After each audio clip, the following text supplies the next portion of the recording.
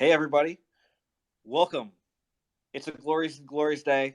Hey, it's Eric. I got Jonathan and Donald with me, and we just saw the second coming of the greatest competition in sports. The Concacaf Nations League draw is complete. Donald, Jonathan, how you feeling right now? I'm feeling good. I'm feeling good, but also disappointed.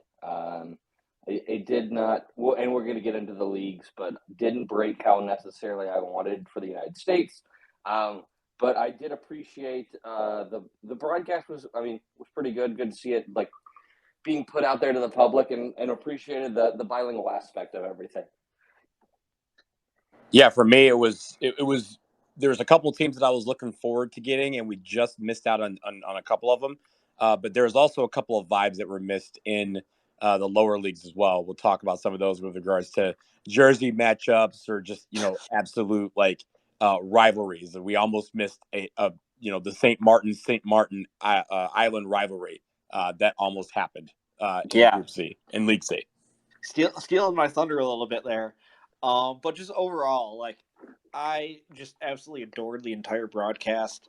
Uh, I know there's the comment from Stephen Goff about it being Aurora area local cable access. I'm like, yes, this entire event, everything was very Concacaf-y. First of all, the lady was awesome. I Yeah, loved her. She was awesome. Also, I thought I was dying laughing every time she tried to clap and the other person in the room clapped, and then you realize that there was only two people in this entire gym or wherever they were at. Like, yo, CONCACAF, we next time again, invite the pod. The brand is strong. We can do this for you. We can at but least be five people clapping if there yeah, was the three of us there. I mean, the thing is, they did it in Miami. I'm sure you could find fans of pretty much every one of those teams. I know If where you they did it too. They did it get at the out, headquarters, like their headquarters is so nondescript. I know. I used to live by there. Like we could yeah. we could have been there easily. I mean, Next, I think next time we just go regardless. Like yeah, we invited just or show up. not, we just show up and Yeah, and just be there. yeah, let's doorstep them next time, and just be there on site. It'd be great content, that's for sure. So wonderful broadcast, just a great night for CONCACAF in general. Let's talk about the leagues and the groups. We'll start first. We'll kind of go in the order that they did with the draw and kind of comment on everything. So I'm going to lead off with League C, which is the Minnows. Uh, the interesting thing about League C is there is that one Group A, that's got the extra team in it. So we did have an opportunity for a St. Martin derby between the two St. Martins because they were in the same pot. They could have theoretically both been drawn into Group A. We didn't quite get that. But Group A, we've got Bonaire, Turks and Caicos Islands, U.S. Virgin Islands, and St. Martin. In Group B, we've got St. Kitts and Nevis, Aruba, and St. Martin. Group C, we've got St. Lucia, Dominica, and pod favorites Anguilla. And in Group D, we've got Puerto Rico, Cayman Islands, and British Virgin Islands. So, what I'm going to ask you guys first is, of these four groups, which do you think is the best travel? What's the best destination group? Because I think I got my answer. I mean, with Group A, an extra, you get an extra location. I'm really looking at that Group B draw though, Mm-hmm. with St. Kitts and Nevis, Aruba, and St. Martin. I I think for me, I think that's maybe the strongest group on paper from a team perspective, but that travel looks phenomenal. I mean, I'm going with Group C for travel, St. Lucia, Dominica, and Anguilla. But I will say this, Eric, 2 years ago, we were in the building for Cayman Islands versus U.S. Virgin Islands. And apparently the Cayman Islands could not get enough of the Virgin Islands because now they're going to tackle the British Virgin Islands in Group D. So I'm looking forward to the vibes there. Truman Bodden is going to be lit. Yeah, I mean, they should just call League C the Vibes League, just because it's just bursting with energy. Um, I certainly was looking at Group B as the best like destination one. Like Aruba sounds wonderful. You got um, the French Saint Martin, so you don't necessarily have you just got like a mix of cultures there. And Saint Kitts and Nevis, you get two islands for one. So really great matchups there. Um, Puerto Rico, it does look like this is a good spot for them to get a good shot at promotion. Cayman Islands, British Virgin Islands, those are two teams that they should beat and get them up to League B for the next cycle. The interesting thing about Group A is Bonaire and Saint Martin are both not FIFA members, so it's going to be tough draw for Turks and Caicos and U.S. Virgin Islands because they don't necessarily get to bank as many points for rankings based on their results. Their Concacaf ranking might go up, but their FIFA ranking won't benefit as much because they were stuck with two countries that aren't really countries. You guys got anything else on this League C? I mean, for me, I think I see our friend Josh Kale in here, and we were all chatting earlier, and he broke this league down into both the most succinct thing ever. The United States should tank down to League C because all of these are islands, and island Yeah. qualifiers are the greatest thing on the planet. Yes. And Josh is right when he says this. So I want to shout out Josh for that astute observation in the heat of this draw. League C is the one that everyone wants to be a part of because they're all beautiful islands and we need to go to all of them. Yes. I mean, that there's always another CONCACAF Nations League cycle to look forward to. So that wraps up League C. Let's go to League B. Jonathan, you want to run through these groups? Yeah, so League B, so Group A, we have Cuba, Guadeloupe, Antigua and Barbuda, and Barbados. Group B, we have Haiti, Bermuda, Guyana, Montserrat. And then Group C, we have Trinidad and Tobago, Nicaragua, St. Vincent and the Grenadines, go Vinci Heat, and the Bahamas. And then finally in Group D, Guatemala, French Guiana, Dominican Republic, Belize. I will say that a couple things to note with this. So the top team will advance to promote to League A and the 2023 Gold Cup. So this is Gold Cup qualification as well. And the second place team in this group goes to the 2023 Gold Cup prelim. So I'm going to ask the same question to Eric, to you, and Donald. From a travel perspective, what do you guys? Which group interests you the most? I mean, I'll lead off, and I will say League C, Group C, because that is the one with St. Vincent and the Grenadines in it. Correct. That's the correct answer. Yeah, I mean, there was I wasn't the only one. I mean, not only do you have St. Vincent, the Grenadines, you have the Bahamas, you have Trinidad and Tobago, and Nicaragua. I mean, it's also pretty strong. I mean, from a competitive nature, is a pretty strong group. But the travel there is great. Haiti, Bermuda, Guyana, and Montserrat is another one that I'm looking at as well. Yeah, no, that'd be solid. I think honestly, Group A would be great for travel too. You got Cuba, Guadeloupe, Antigua, and Barbuda, plus Barbados. Like, you can't go wrong there. I think for me, these are all very strong when it comes to travel. I will say, I talked about the vibes here. Yeah. The Jersey vibes were almost aligned to create a parallel metaverse of outstanding because if Bermuda and Montserrat had been drawn one slot later, you would have had a group with Trinidad and Tobago, Bermuda, St. Vincent and the Grenadines, and Montserrat. You have the Bowl going on, and you'd have 4 of the top 5 jerseys in all of CONCACAF in one group. Yeah. I mean, there's always next year, you know? But as far as competitiveness, I think the one thing that stuck out for me, I think Group D is actually going to be a very tough out for Guatemala. Guatemala, of course, they started in League C because of penalties that they had incurred, the Federation. So Guatemala, French Guiana, who was very good in the Gold Cup prelims last summer, Dominican Republic, which is a program on the rise, and Belize, who has been competitive here and there. I mean, Guatemala doesn't necessarily have as easy of a path as they did last time around. Was there any other matchups or groupings that you guys noticed? I mean, I think the Antigua Cuba game is going to be interesting, just because we've seen, Cuba is definitely a young team that's on the rise. They did get demoted down to Group A, but then Antigua and Barbuda, we've seen a good bit from this team throughout the years. It'd be great to see them kind of continue to make that jump forward. I mean, I think the way these groups kind of broke, though, I'm very excited about the potential for who's going to be coming up into League A for the next iteration. I mean, for me, Group B is the one that I think is the most intriguing because Haiti, as we know, is a very strong team. Bermuda has played teams very strong. If you recall back during, the early part of Nations League and even World Cup qualifying, they gave some teams a run for their money. And then you also have Montserrat, who is an upstart that can win some games. And Guyana has been strong in years past as well. So that is a group that I'm thinking it won't be easy. It will be a couple of teams separated by just a few points.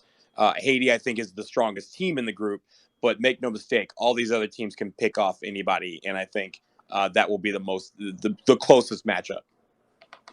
For sure. And I mean, Guyana, they just had a good result against Trinidad and Tobago. Yeah, like the playing field is getting leveled for this group of teams as we get them more competitive games like this. The thing to note about League B is with these 14 groups, they'll be playing 4 matches in the June 2022 window and then 2 matches in the March 2023 window. And then on top of that, the top team will be going to Gold Cup, so they'll be getting more games next summer. The second place team will be going to Gold Cup prelims. So these teams that are kind of in the mid range of Concacaf all of a sudden are getting a lot of competitive matches. And overall, it's very good for Concacaf. It's good for these teams that can win games and boost their rankings because as they boost their rankings in the FIFA rankings, it makes anytime the top teams play them, it makes those games even more valuable, which has been an issue for seeding when it comes to like World Cup pots and things of that nature. Absolutely. Okay, so now let's get to the main course, the thing that's most important to us, League A. Donald, tell us about these groups. Yeah, so let's go through the groups. We'll start with Group A, and that was Mexico, Jamaica, and Suriname. In Group B, we have Costa Rica, Panama, and Martinique.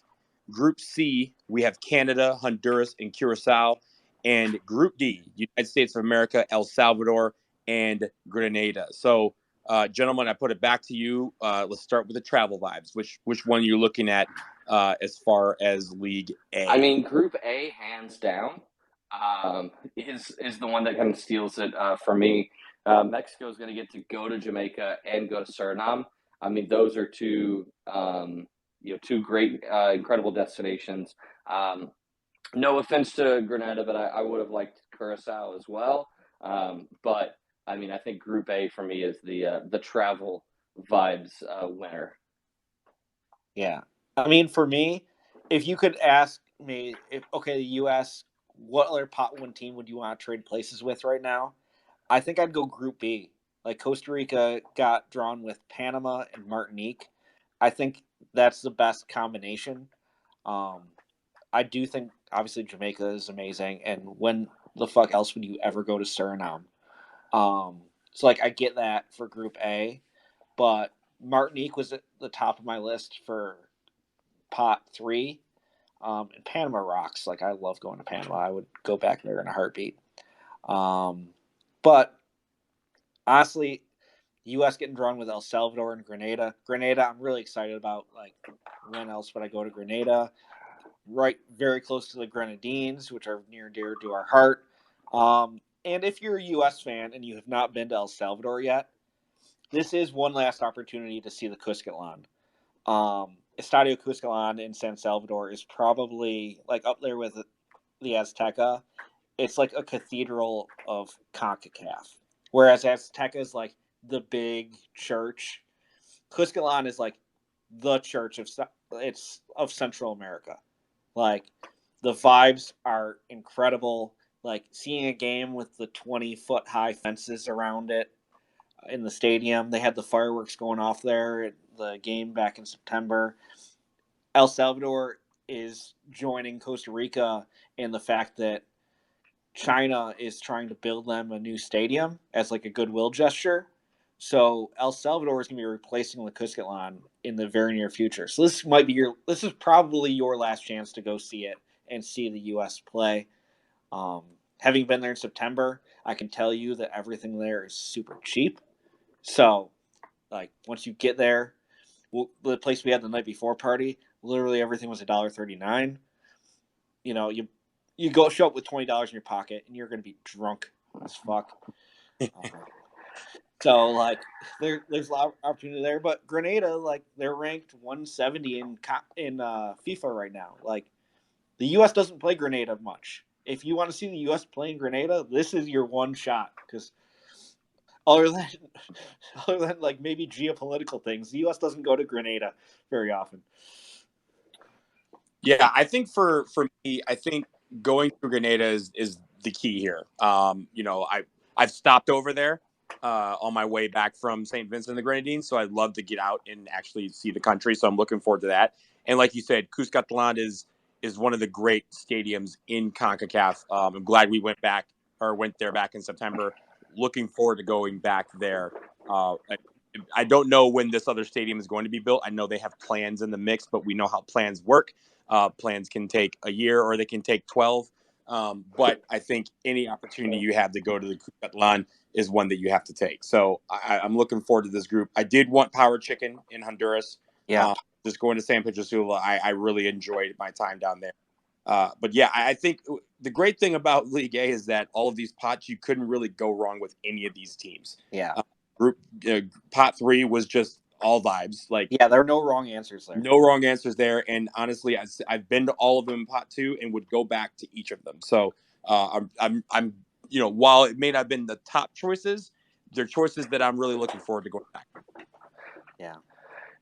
I mean, I definitely want to make it down to San Salvador. Was not able to last time. So I know the big question for me now, and I'm sure for a lot of people listening, is going to be, when do we get the schedule? We know that we'll have 2 games in June and then 2 games in March. September is going to be for the World Cup friendlies for a lot of these teams. But, celebrating a World Cup trophy in Grenada in March sounds pretty nice. Oh, yeah. I'm just imagining that. I mean, some of us will miss that because if the U.S. wins the World Cup, like, we won't survive that after party. No, we will not. Like, yeah. You can carry my body to Grenada for that celebration. Spread your ashes. Yes, happily. Stephen Goff at Soccer Insider actually just tweeted out, Concacaf will announce the competition schedule in the coming days. Venues and kickoff times will be confirmed at a later date. So we'll at least have dates for all these. There was some speculation about when in the June window the 2 matches would take place, because the June FIFA window actually has 4 match days in it. Personally, I was under the assumption that they would use the first 2 match days for the League A top teams to play their first 2 games, so that way Costa Rica or whoever would have been the interconfederation playoff team would be able to travel to Qatar with extra days rest, whereas everyone else can fill out the schedule on the back end, and those top teams who are going to the World Cup, all of the pot 1 teams are in World Cup in some sense, would be able to add their friendlies against better competition later in the window. So like Nations League would almost be like a scaling up for them. Some of the speculation we've seen is that the back end of the window might end up being those 2 dates. But as we just noted, CONCACAF has said that they will be announcing it in the coming days. It's going to be a mix, Eric, because as you mentioned, Costa Rica, that match they have against New Zealand is on June 14th. So the reason why they didn't have a schedule ready immediately is because, one, they didn't know who was going to be that fourth place team, and two, they didn't know who that fourth place team was going to draw in this draw until tonight. So they wanted to make sure that they can organize it where Costa Rica can play a couple of matches before they leave for Qatar to play that match. So they may play at the front of the window, while as the U.S. or Mexico may play in the back half. I think it's going to, with the 4 match dates, they have a lot of flexibility, and I think they're going to use the entire window to their advantage. We're not going to have match days that are just Nations League. You may have some teams playing Nations League and some playing friendlies. It just all depends on how the schedule shakes out. Yeah. I mean, it's a 3-team group, so if 2 teams are playing on one day, the other team's got to find something to do. Correct. I would just assume that the pot 1 teams, the World Cup qualifiers, will get preference because obviously Concacaf wants to do whatever they can to make sure that the hometown teams do best. So yeah, those are our 3 leagues. Obviously, we're excited about the travel aspect of it. Looks like we've got a whole bunch of people in here. We do have Daniel Fauerstein from Fauerstein's Fire. We've been a guest on his show. Daniel, let's try to get you in here for your thoughts. Let me go ahead and add you in. Daniel, you there? Hey, Daniel. How are you? We're doing good. I was excited for this draw. I wanted to see what was going to happen in all 3 leagues. And, I have to say that outside of in League A, obviously, Canada's got Honduras and Curacao, and Costa Rica's got Panama and Martinique. And I don't know if they'll get their games in, but I guess they're going to try because they have to go to the playoff, like you guys said. And Mexico's got to face Jamaica again, and Jamaica's been hot and cold here and there. But I mean, look, I outside of visiting El Salvador, I think it's a 9-pointer, 10-pointer for the USA to get out of Group D and qualify for the Gold Cup for next year. I really do believe that. I mean, let's be honest. When have you ever seen the USA be in a more easier group, whether it be Confederational or World Cup?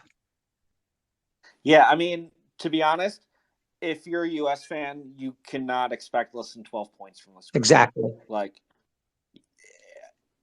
qualifying, it's a different animal. You went to El Salvador and you got a draw, which is a good result, but there will be less stakes on this game. But you'll also have your full squad. You can go all in on this. Grenada, you're going to wipe the floor with twice. El Salvador, you're going to beat at home. And you should be able to go there and get 3 points as well. That's 12 points. That gets you top of the group. That sends you to wherever the finals are going to be, which I'm expecting to be the spiritual home of the Concacaf Nations League, and that's Denver, Colorado. So next summer, you expect the U.S. to take care of business. The top 2 in each group qualify for the Gold Cup, so I don't really expect there to be any, I don't know, there shouldn't be any issue with these pot 1 teams getting through. No. The U.S. had a tough draw last time around with Canada in their group. Canada was a rising power that we didn't really expect them to be rising as quickly as they did, but that in hindsight, that loss at BMO Field in November of 2019 does not seem, November 2019. No, it was October. Yeah. Thank you, Donald. Yeah. In hindsight, that loss does not look as bad as it felt at the time. No, absolutely. So Daniel, what are you looking for out of this? And is there a team in League B that you really expect to make some moves? Honestly, I mean, I would like to look at Haiti in League B. I think they have an opportunity to make some moves and try to promote themselves into League A for the next edition. They've got some young and exciting talent. One of them I know of is Derek Etienne Jr., former New York Red Bull Academy player currently with the Columbus Crew. He's really improved his game, not just on the ball, but without the ball as well. And he's always been a very dynamic player. It's just the finishing has not been there consistently. But I've always believed in him, and I've always believed that he is able to do the job. now he's finally starting to, really put the ball in the back of the net. And, he's going to be one of those attacking options for Haiti, I believe, when they move into this upcoming summer. For me, the biggest disappointment within the Caribbean has always been Trinidad and Tobago. And they can never get out of their own way. They can never get out of their own shadow. Oh, sure. They've all, they had that miracle draw against Mexico in the Gold Cup group stage. But still, though, what have they done? Look how embarrassing they've been eliminating themselves out of World Cup qualifying, especially in the opening rounds of this past World Cup qualification. I mean, just last month they were able to struggle to get a draw at home against Guyana. They've not been impressive at all. So these are games that they need to win. They need to find a way to get out of their group, that move up to League A and get better competition moving towards the next World Cup qualification cycle, which will be up for grabs with the three Absolutely. biggest teams auto qualifying for the 2026 World Cup. Exactly. Thanks for hopping on, Daniel. Hey, no problem at all, guys. Man. Thanks for letting me talk. I'll talk to you guys next time. Hope you. you'll be on my show. Talk to you soon. Yeah, for sure. Thanks, man. Thanks. Eric, I want to go back to the League A for a second because I think when we approach this, I know you mentioned earlier that fans should expect no less than 12 points in this. That would be 4 wins.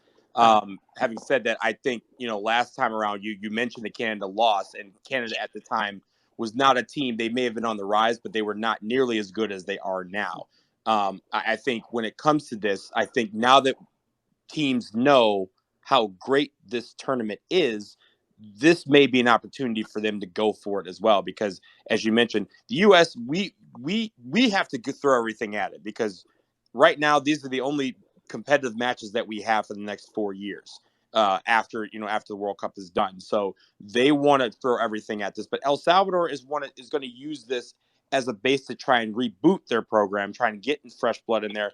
And these kids are going to come in hungry. So we can't underestimate El Salvador or Grenada. I know Grenada is 170th in the world, but you can't underestimate any opponent. I think, going through World Cup qualifying, we should all, as a fan base, understand that Concacaf is a lot better now than it was 4 or 5 years ago, and that we need to make sure that we enter every single game with the expectation that we are going to get a battle. And that is what we need to focus on. There's no easy games in CONCACAF anymore. There just isn't. And so even if we have a team that on paper we look better than, this is why we play the games. And so I think when it comes to El Salvador, we need to be ready for them because they're going to be ready for us. Yeah, and I think to kind of continue on the League A conversation.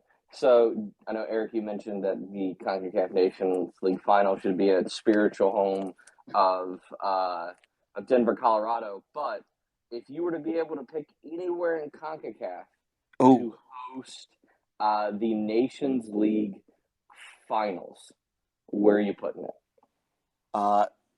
Truman Bodden Sports Complex, Georgetown, Cayman Islands. The Office. Put it in The Office. Listen, yeah. If the stadium doesn't have a pool at the end, I don't want to. If we can't get a shot that misses the net going into water, then I think we're failing. I mean, it brings to a good point, Jonathan, because I think all these big events are going to be in the United States, and we all get why. It's because of money.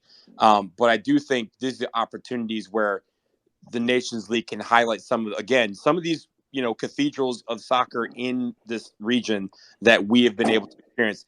Yes, we all know about the Azteca. We know about all the great stadiums in the United States, but people don't recognize how much the Office is a fortress, or that Cuscatlan is a fortress, or Estadio Nacional is a fortress, or Saprissa is a fortress. Like, if they put more games there, then people would recognize how difficult it is for teams to actually play there, and give them a semifinal, give them a final, and see what happens. Yeah, I think for me, it's Monterrey. It's like that's like the place that's like the top of my list of Mexico to go to. We're gonna see the W Championships are gonna take place there this summer in June, which is gonna be great. But I just would love another opportunity, another reason to go to Monterrey. And so, I mean, that for me, if I was to go from a kind of a realistic aspect, I would love to see more games there. For sure. It looks like we've got a great crowd in here. I believe I see Chris Reed in here. Um, Chris, I don't know if you want to join us for this conversation. If there's anyone else that wants to uh, pop on, feel free to request, and we'll try to pick some of you to get your thoughts on this Concacaf Nations League draw. Um, Obviously, this competition is near and dear to all of our hearts. Um, it just there aren't many, like, you look at the Gold Cup, and it's nice that you see some teams that you don't typically see when we get to the end of World Cup qualifying or the World Cup itself. But this is really the only thing that unites our entire region, and really gives you the opportunity to potentially play teams like Grenada, home and away. Um, it's just, it's magic. And the best part is it just kind of got made up to get teams more games. So obviously there's a lot of history there, and history is important to all of us. Uh, let's get Jason in here. Hold on. Let me go ahead and add you, Jason. Can you hear us? You good? Looks like he's connecting. Hey, Jason. Yo, what's going on? What's up, Jay? Okay, so I'm mad that the Red Bull homie left because as a Trini, I don't think that you are legally allowed to ever talk about a team that knocked you out the World Cup. I don't think that's how that works. Like I gotta check in with the feds on that one. But I love like looking at Group B. Group B, I love.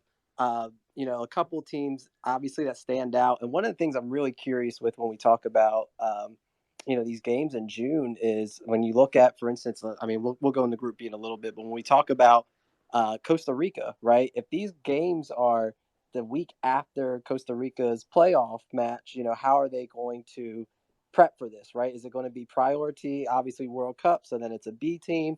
If so, then you have teams in that group that can kind of flex their muscles. And same with Panama, right? Are they going to bring in their A team as a priority? So I look at that and I see that some of these teams have a chance to flex their muscles, like Martinique and Curacao. But the team I want y'all to really watch is Guadalupe. I think that this is a team that can do some damage, especially with the group that they're in.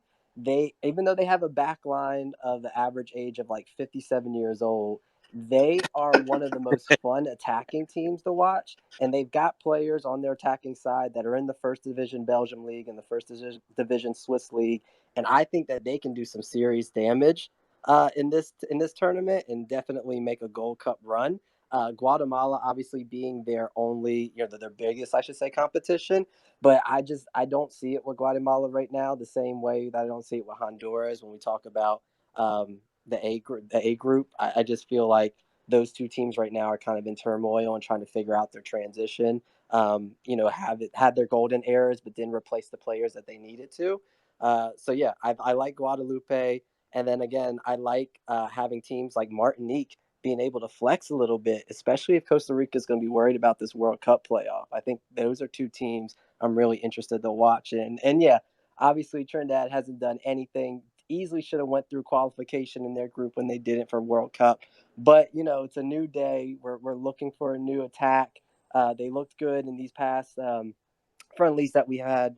And then the Guyana game, we looked all right, but Levi Garcia saved us. And, it's a transition for them. So it's one of those things to where you got a lot of teams that are in transitions, but then you also got a lot of teams like Curacao, Martinique, Guadalupe, who are kind of in their prime right now and making a run. So those are teams I'm excited about. And St. Lucia and Group C, they got relegated from Group B last year, and I think they have players that are ready to make that revenge and get back up to Group B. Jason, you bring up a great point with all these teams that are in transition and just how they're going to approach this, right? We've talked about some of the teams that you mentioned are on, having the early bird, back line that they can only play at 3:00 because they have to have dinner at 4 because they're that old.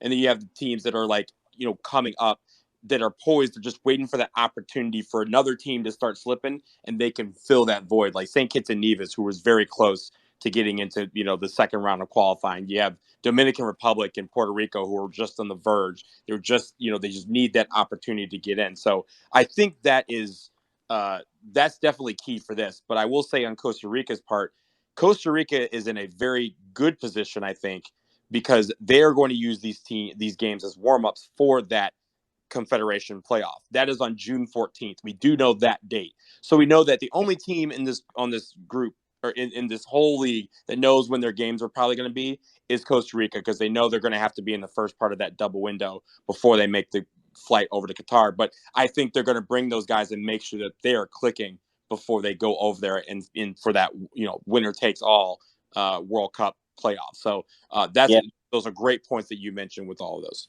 Yeah, no, I think honestly, if you're Costa Rica, that's the best possible draw. Is Panama is probably the best team out of pot 2. So if you're looking for a warm up for that game, if you're trying to scale up to that very important game, to one shot to get into the World Cup, having to play a Panama team, that's not a terrible prep for your guys for you to roll out your guys, your A team, and get a good training. I mean, I don't know how Panama's going to handle it. They've got a lot of veteran players. I don't know if they'd call all of them in for this, but they also see this as an opportunity. Like, hey, we also need results, because if we don't finish top 2, then we got to go to prelims to get into the Gold Cup, and Panama expects to be in the Gold Cup. And you can't really leave it to chance with Martinique, because with these non-FIFA countries, they can bring in talent a lot easier than some of these other smaller countries. So your Martiniques, no, Jason brought up Guadeloupe. Like, there's a lot more guys that they can pull from, and that's where you can get more surprises. So, really appreciate you joining us, Jason. Donald, Jonathan, anything you want to add before we wrap this up here? No, I mean, I think that really summarizes everything. I give this the last thing I will say on Group A and Suriname is it's really a shame we weren't going to get a chance to go meet our man Ronnie Brunswick. I wonder if he's going to, maybe even suit up for those games. Dude, he can cap himself. He can do that. He already has. So I will say this for that. Again, there's going to be a match. I guarantee you, there's probably going to be a match date where the United States is not playing, but Suriname is. And I'm saying, Ronnie, just invite the pod down. We'll go. We'll play if you need us to. We're much younger than you. We may not be able to go 20 minutes, but we'll be able to put in a good hockey show. That's what we can do. All right. Yeah. I just absolutely adore this tournament. Like, this is the dumbest thing ever. That whole draw. I mean, it's so Concacaf, and we haven't even gotten to the games yet. So looking forward to the games. Obviously, we'll have full coverage of everything. If you joined us late, we'll be posting this on wherever you get your podcasts. This will be available for you to listen back later. But yeah, you can guarantee one thing, and that's that we'll be talking about CONCACAF Nations League from now until the start of this tournament, through this tournament, after this tournament, till we hit the grave. We'll be talking about CONCACAF Nations League, as mentioned. Make sure you support us on our Patreon, patreon.com/podcacaf if you haven't already. We really appreciate all the supporters we've got. I noticed that there's some of you in here that are supporters. Really appreciate you. And yeah, we actually just recorded a World Cup qualifying recap episode before this, and we'll be posting that this week. And yeah, if you need anything, holler at us. But thanks for everyone for tuning in. Take it easy, y'all. You're welcome. Thanks.